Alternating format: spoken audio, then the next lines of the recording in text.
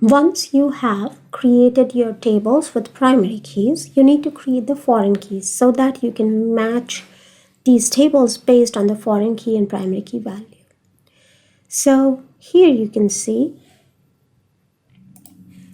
that dim product type table is the parent table of product subtype. So primary key of this table, which is product type, is going to be repeated in the product subtype table as a foreign key.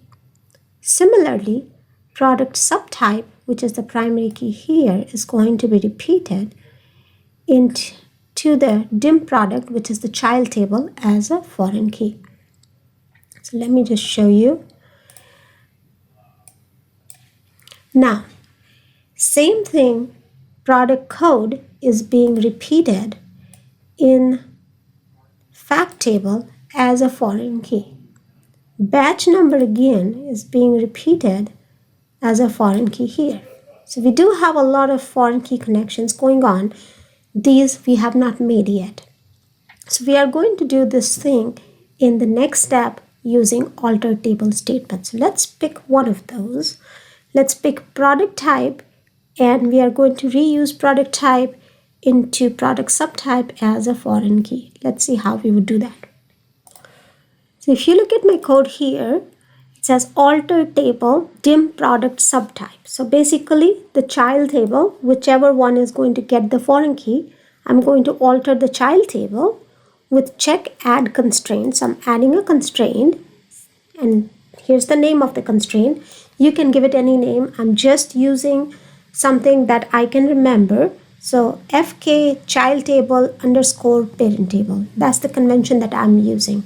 So foreign key child table underscore parent table. You can give it any name that makes sense to you. So use the keyword foreign key to indicate this is a foreign key.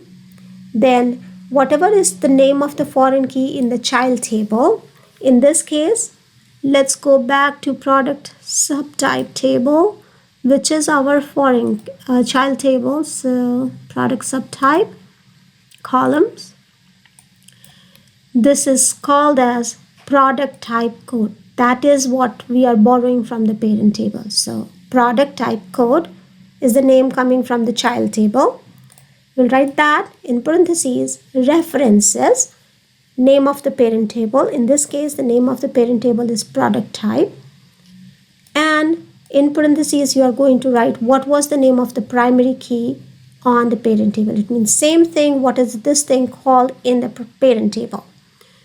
So we go to the parent table, which is product type, and columns. The primary key here is product type code, so we have to enter product type code.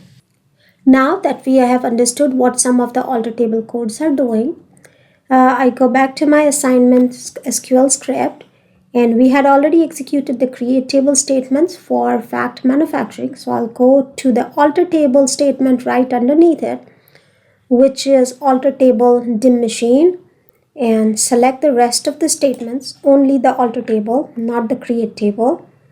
To take it to my udesk, I'm using Control C. I will go to my udesk, remote desktop query, and then go Control and V to paste it, and select all those alter table statements, only the alter table, not the create table. Just the alter table statements I will select, nothing else, and go to execute.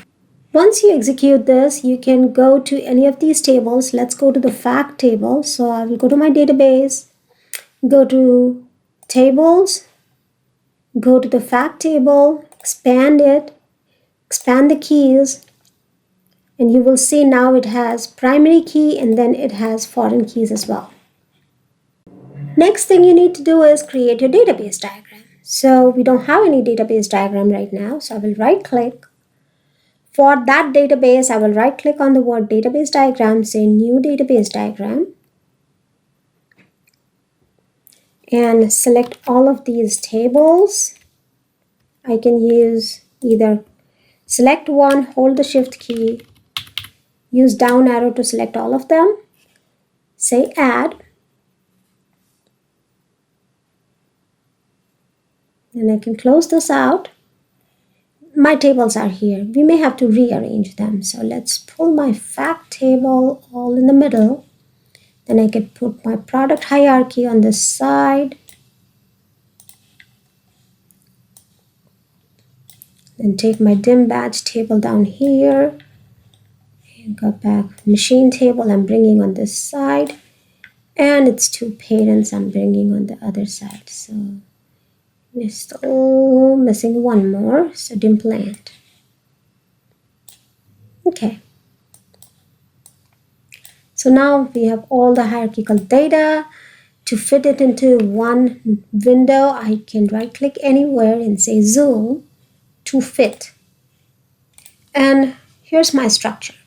So all you need to do is take a nice screenshot of it and paste in a Word file and submit. So what I like to do for a screenshot is snipping tool. So let's search for the snipping tool. Open, new. Then you can take a snippet of this and then open a Word file here. Paste the screenshot into the Word file. I'm just doing Control V. And let's go back to the instruction, which says copy this diagram into a Word document, and the name of the file should be your last name _03_03ptidw.docx. So save your Word file with this name and submit this to As You Learn. That's all.